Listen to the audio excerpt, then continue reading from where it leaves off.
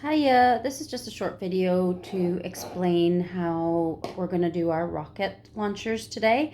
It's very, very simple, but it is very specific. And in order to get it right, takes getting the measurements and everything just right and the process. So basically, because we're looking at the likes of all things STEAM related, we do want to make sure that we're bringing maths into it. So in this case, we're going to have the children measure. So they're going to be measuring and pouring their own water. So the idea is that they get their beaker. They might get one this size and they might get one this size. So for the small one, you can see clearly the 20 is labeled on it. For the larger one, it's actually labeled in increments of 50. So in that case, they'll have to work out where the 20 would be. So we would, count up 10, 20, 30, 40, 50. Where do you think the 20 is? So then they work out where the 20 is, which is here.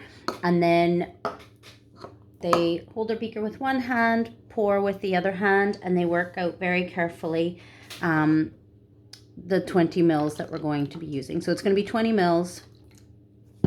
And then they pour it in as so. If they pour too much, they can just pour some back, no problem. And then from there, they're going to pour it into their launcher. So we're just using these vitamin C tablet tubes, and they'll first pour the water in. And they'll do this all at the table, so indoors. So from there, they will then, and sorry, I apologize. I should have explained that before they do that, before they pour the water in, we get them to practice putting the lid on. So this is a dry one that I have. So they have to put the lid on nice and tight. For some of the younger children, they're going to need a bit of help because it can be quite tricky to push on snugly. So we want to make sure that none of the air can escape easily.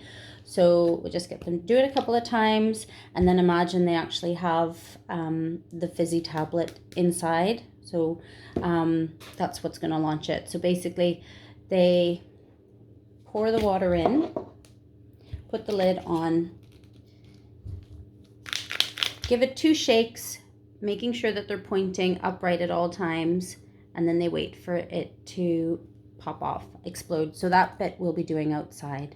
So they'll do the pour. So we'll go back to where we were. So they've poured the water and they just have their lid, and they carry this outside with them. They will also have goggles. Now I give it to them before they pour the water usually, and I get them just to set it on top of their head, because if they're wearing it for too long, it can start to dig into their skin. They're not the most comfortable of goggles, but we do talk a bit about eye protection and why we need to protect our eyes. So they're wearing them on their heads like this, and then when they get outside, they slide them down.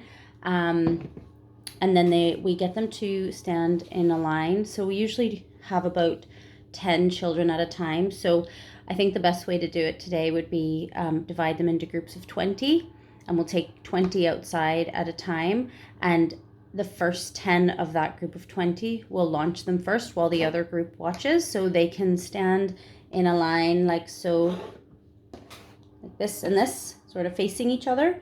So then one group's launching it, and then move over to the next group to launch theirs. And the reason why it's nice to have smaller numbers is because they get their tablets and they do it all at the same time. So if there's any problems with any of them, it just means that you can get to them quickly, and you're not trying to deal with 20 children that maybe they couldn't get their lid on, or it popped early.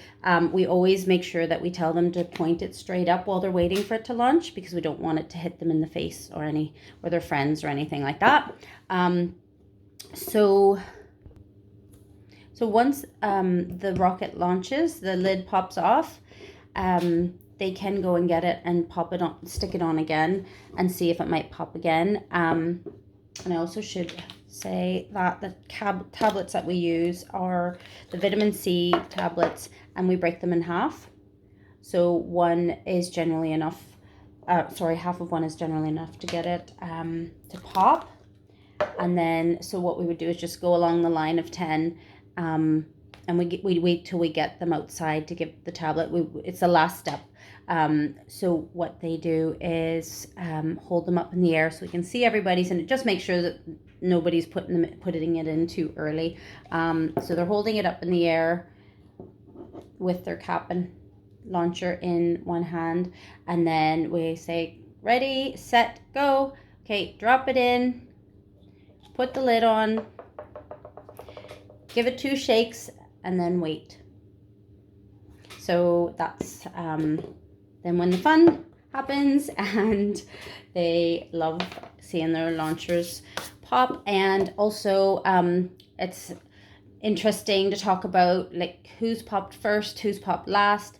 The last one that popped is generally the one that had the most air pressure, because it's all about air pressure and it causing to explode, or the lid was the tightest.